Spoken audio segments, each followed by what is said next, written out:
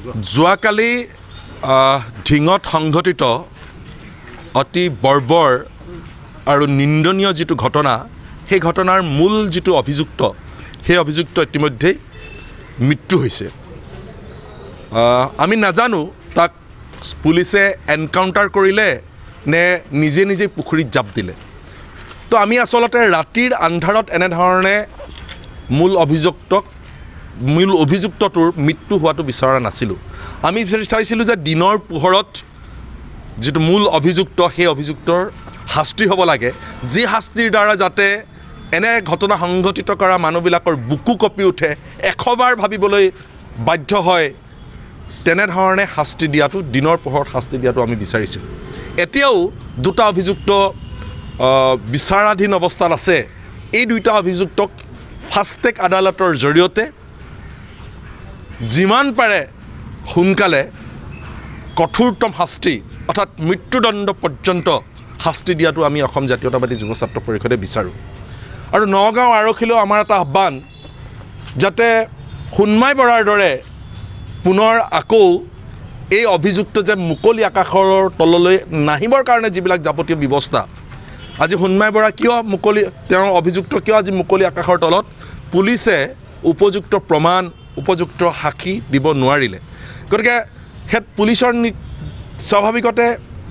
অৱহেলা আছে গতিকে নগাঁও আৰক্ষী প্ৰশাসনে সেই অৱহেলা নকৰি এই দুটা কালপিতৰ বিৰুদ্ধে যিমান যাৱতীয় সাক্ষ্য প্ৰমাণ আছে সাক্ষ্য প্ৰমাণ গোটাই ফাষ্ট ট্ৰেক আদালতৰ জৰিয়তে বিচাৰ কৰি অনতিবিলম্বে মৃত্যুদণ্ড দিয়াৰ ব্যৱস্থা কৰিব লাগে স্বাভাৱিকতে চাওক গোটেই মানুহৰ যিটো আচলতে সংস্কাৰ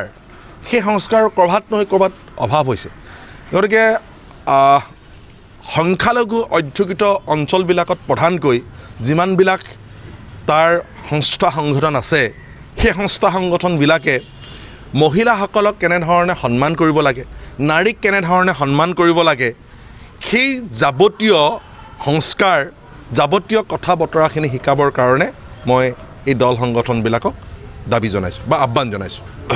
না সেই কথাটোতো হয় আজি অসমত খিলঞ্জীয়া মানুহ সংকটত আছে কেৱল মাত্ৰ ঢিঙতে নহয় সমগ্ৰ অসমতে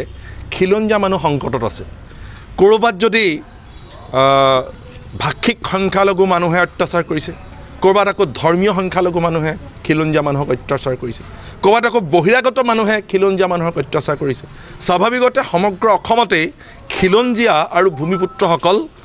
সংকটত আছে সেই কথাটো আমি অসম জাতীয়তাবাদী যুৱ ছাত্ৰ পৰিষদেও স্বীকাৰ কৰোঁ সেইকাৰণে যাতে আমাৰ খিলঞ্জীয়া ভূমিপুত্ৰসকল কোনো কাৰণতেই সংকটত নাহে আমাৰ খিলঞ্জীয়া ভূমিপুত্ৰসকল যাতে কোনো কাৰণতে সংখ্যালঘু নহয় তাৰ কাৰণেও যাৱতীয় ব্যৱস্থা যিবিলাক আইনী ব্যৱস্থা আছে সেই ব্যৱস্থাখিনি কৰিবৰ কাৰণে মই চৰকাৰক দাবী জনাইছোঁ ঢিং অঞ্চলতে নহয় দুদিনত অপৰাধমুক্ত কৰিব ভাল কথা এইটো কিন্তু সমগ্ৰ অসমখনতে মই ভাবোঁ যিবিলাক অঞ্চলত এনেধৰণৰ অবৈধ যিবিলাক ঘটনা ঘটি আছে সেই ঘটনাবিলাক নাইকিয়া কৰিবৰ কাৰণে পুলিচ প্ৰশাসনে কঠোৰ ব্যৱস্থা গ্ৰহণ কৰিব লাগিব